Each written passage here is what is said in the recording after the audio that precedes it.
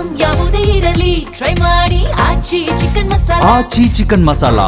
ಗದಗ ಬೆಟಗೇರಿ ಅವಳಿ ನಗರದಲ್ಲಿ ಮತ್ತೆ ಬಡ್ಡಿ ದಂಧೆಕೋರರ ಅಟ್ಟಹಾಸ ಮಿತಿಮೀರಿದೆ ಅಂತ ಹೇಳ್ಬೋದು. ಈಗಾಗಲೇ ಓರ್ವ ಕುಟುಂಬದ ಮನೆ ಮೇಲೆ ದಾಳಿ ಮಾಡಿದಂಥ ದುಷ್ಕರ್ಮಿಗಳು ಇಡೀ ಕಾಂಪೌಂಡ್ ಧ್ವಂಸ ಮಾಡಿದ್ದಾರೆ. ಜೊತೆಗೆ ಮನೆಯಲ್ಲಿದ್ದಂಥ ಮಹಿಳೆಯರು ಮಕ್ಕಳಿಗೆ ಕೂಡ ಜೀವ ಬೆದರಿಕೆ ಹಾಕಿದ್ದಾರೆ. ಈಗ ನಾವು ಗದಗ ನಗರದ ಕಳಸಾಪುರ ರಸ್ತೆಯಲ್ಲಿರುವ ಅಭಿನವ ನಗರದಲ್ಲಿ ನೋಡ್ಬೋದು. ಈಗಾಗಲೇ ಇನ್ನು ಕೋಟೇಶ್ ಎಂಬೂರ ಮನೆ ಕಾಂಪೌಂಡಲ್ಲಿ ನೀವು ತೋರಿಸುವಂಥ ಪ್ರಯತ್ನ ಮಾಡ್ತೀವಿ. ಈಗಾಗಲೇ ಏನು ದುಷ್ಕರ್ಮಿಗಳು JCB ತಂದು ಸಂಪೂರ್ಣ ಎರಡೂ ಭಾಗದಲ್ಲಿದ್ದಂಥ ಕಾಂಪೌಂಡ್ ಸಂಪೂರ್ಣ ಧ್ವಂಸ ಮಾಡಿದ್ದಾರೆ. ಜೊತೆಗೆ ಏನು ಮನೆಗೆ ಹಾಕ್ಸಂಥ CCTV ಏನು ಕ್ಯಾಮ್ರಾಗಳು ಕೂಡ ಸಂಪೂರ್ಣ ಧ್ವಂಸ ಮಾಡಿದ್ದಾರೆ. ಯಾಕೆಂದರೆ ದುಷ್ಕರ್ಮಿಗಳು 4-5 ಜನ ಬಂದಂಥ ದುಷ್ಕರ್ಮಿಗಳು ಮೊದಲೇ CCTV ಕ್ಯಾಮ್ರಾಗಳನ್ನು ಹೊಡೆದಿದ್ದಾರೆ. ಜೊತೆಗೆ ಅಲ್ಲಿ ಏನು CCTV ಬಾಕ್ಸ್ ಇರ್ತದೆ ಅದು ಕೂಡ ಧ್ವಂಸ ಮಾಡಿ ನಂತರ ಇವೆಲ್ಲ ಇಂಥ ಕೃತ್ಯ ಮಾಡಿದ್ದಾರೆ. ಜೊತೆಗೆ ಮನೆಯಲ್ಲಿ ಮನೆ ಯಜಮಾನ ಮನೆಯಲ್ಲಿ ಇಲ್ಲದ ಸಂದರ್ಭದಲ್ಲಿ ಮಹಿಳೆಯರು ಕೂಡ ಧಮಕಿ ಹಾಕಿದ್ದಾರೆ. ಜೊತೆಗೆ ಅಲ್ಲಿನ ಬ್ಲ್ಯಾಂಕ್ ಚೆಕ್ಗಳು ಕೂಡ ಸಾಕಷ್ಟು ಪ್ರಮಾಣದಾಗ ತೊಗೊಂಡು ಹೋಗಿದ್ದಾರೆ ಅಂತ ಆರೋಪ ಈ ಮನೆ ಯಜಮಾನ ಕೋಟೇಶ್ ಮಾಡಿದ್ದಾನೆ. ಈಗ ನಾವು ಒಳಗೆ ತೋರಿಸೋಂಥ ಪ್ರಯತ್ನ ಮಾಡ್ತಾಯಿದ್ವಿ. ಇಲ್ಲೊಂದು ಕಾಂಪೌಂಡದಲ್ಲಿ ಬೈಕು ಕೂಡ ಇದೆ, ಬೈಕು ಕೂಡ ಧ್ವಂಸ ಮಾಡಿದ್ದಾರೆ. ಯಾಕೆಂತಂದರೆ ಈ ಒಂದು ಮನೆ ಯಜಮಾನ 3 ಜನ ಅಂದರೆ ದರ್ಶನ್, ಶ್ರೀಕಾಂತ್ ಮತ್ತು ಜೀವನ್ ಎಂಬುವರ ಬಳಿ ಸುಮಾರು 20-23 ಲಕ್ಷ ರೂಪಾಯಿ ಅವರು ಸಾಲನ ಪಡಿತಾರೆ. ಈಗ ಬಡ್ಡಿ ದಂಧೆಕೋರರ ಬಡ್ಡಿ ಕೇಳಿದ್ರೆ ನಾವು ಬೆಚ್ಚಿ ಬೀಳ್ತಾರೆ. ಯಾಕಂತಂದರೆ ವಾರಕ್ಕೆ 10% ಅಂದರೆ ಒಂದು ತಿಂಗಳಿಗೆ 20% ಬಡ್ಡಿ ದಂಧ. ಈಗ ಸುಮಾರು 3 ಜನ ಸೇರಿ ಒಂದು ಏನು 23 ಲಕ್ಷ ಕೊಟ್ಟಿದ್ದಾರೆ. ಇವರು ಎಲ್ಲರೂ ಕೂಡ 2 ಪಟ್ಟು ಹಣ ಕೊಡಬೇಕು ಅಂಥೇಳಿ ಈಗ ಅವರು ಒತ್ತಾಯ ಮಾಡ್ತಾ ಇದ್ದಾರೆ. ಈಗ ಯಾಕಂತಂದರೆ ಈ ಒಂದು ಮನೆಯಲ್ಲಿ ಏನು ಮನೆ ಯಜಮಾನ ಇಲ್ಲದಾಗ ಮಕ್ಕಳು ಮಹಿಳೆಯರಿಗೆ ಧಮಕಿ ಹಾಕಿ ಹೋಗುವಂಥದ್ದು, ಜೊತೆಗೆ ನೀವು ಇಲ್ಲಿ ಇದ್ರೆ ಅಂದರೆ ನಿಮ್ಮನ್ನು ಜೀವಕ್ಕೆ ಹಾನಿ, ನಿಮ್ಮ ಜೀವ ತೆಗಿತೀವಿ, ಚಾಕು ಹಾಕ್ತೀವಿ ಅನ್ನೋಂಥ ಸಾಕಷ್ಟು ಬೆದರಿಕೆಯನ್ನು ಹಾಕಿದ್ದಾರೆ.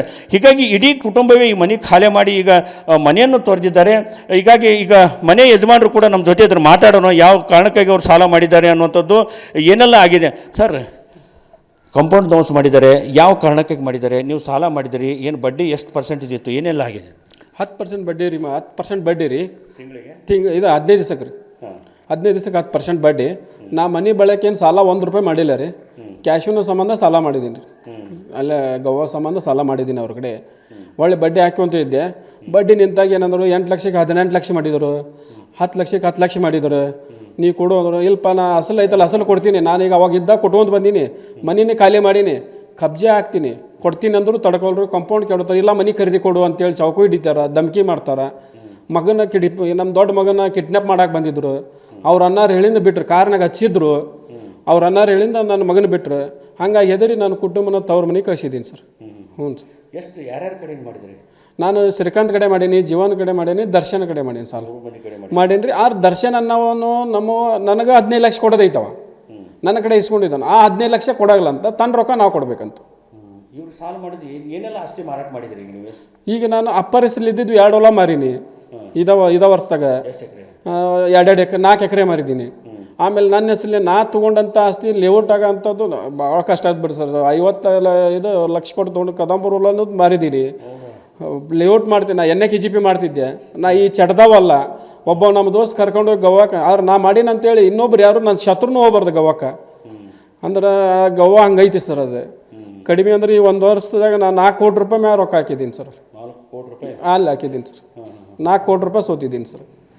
ಮನೆ ಕಟ್ಸಿದ್ರೆ ಎಲ್ಲಿ 1 ರೂಪಾಯಿ ಲೋನ್ ತೊಗೊಲಾರಂಗೆ ಮನೆ ಜಾಗ ತೊಗೊಂಡು ಮನೆ ಕಟ್ಸಿದ್ದೀನಿ ಸರ್. ನಾನು ಕಾರ್ ತೊಗೊಂಡ್ರು 1 ರೂಪಾಯಿ ಲೋನ್ ತೊಗೊಂಡಿಲ್ಲ, ಕ್ಯಾಶ್ ಕೊಟ್ಟು ಕಾರ್ ತೊಗೊಂಡಿದ್ದೀನಿ ನಾನು. ಇಸ್ಪೇಟೆ ಕಲ್ತಿಂದ ಕಾರ್ ಮ್ಯಾಗ ಲೋನು, ಮನೆ ಮ್ಯಾಗ ಲೋನು. ಮತ್ತು ಇಲ್ಲಿ ಸೈಟ್ ಇತ್ತು, ಸೈಟು ಮಾರಿದ್ದೀನಿ.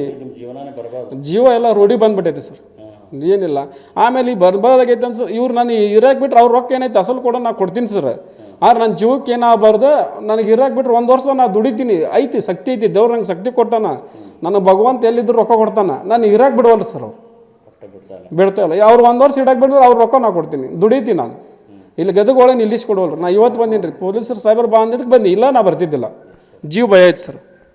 ಇದು ಏನು ಮನೆ ಮಾಲೀಕ ಕೋಟೇಶನ್ ಮಾತು. ಏನು ಇಡೀ ನಾವು ಗೋವಾಕ್ಕೆ ಕ್ಯಾಶನೇ ಆಡ್ಲಿಕ್ಕೆ ಹೋಗಿ ಇಡೀ ನಮ್ಮ ಜೀವನವೇ ಬರ್ಬಾದ್ ಮಾಡ್ಕೊಂಡು ಇಡೀ ಆಸ್ತಿ ಕೋಟ್ಯಾಂತರ ಮೌಲ್ಯದ ಆಸ್ತಿ ಕೂಡ ನಾವು ಈಗ ಹಾನಿಯಾಗಿದೆ. ಆದರೂ ಕೂಡ ನಾ ಯಾರು ಸಾಲ ತೊಗೊಂಡಿದ್ದೆ ಅವರು ಸಾಲ ಮುಟ್ಸೋಕ್ಕೆ ನಾನು ರೆಡಿ ಇದ್ದೀನಿ. ಆದರೆ ನನಗೆ ಜೀವನ ಮಾಡೋಕ್ಕೆ ಬಿಡಬೇಕು, ಇಲ್ಲಾಂದರೆ ನನ್ನ ಜೀವನ ಮುಂದಿನ ದಿನಗಳ ಸಾಕಷ್ಟು ಕಷ್ಟ ಆಗಲಿದೆ ಅನ್ನೋಂಥ ಮಾತು ಅವ್ರು ಹೇಳಿದ್ದಾರೆ.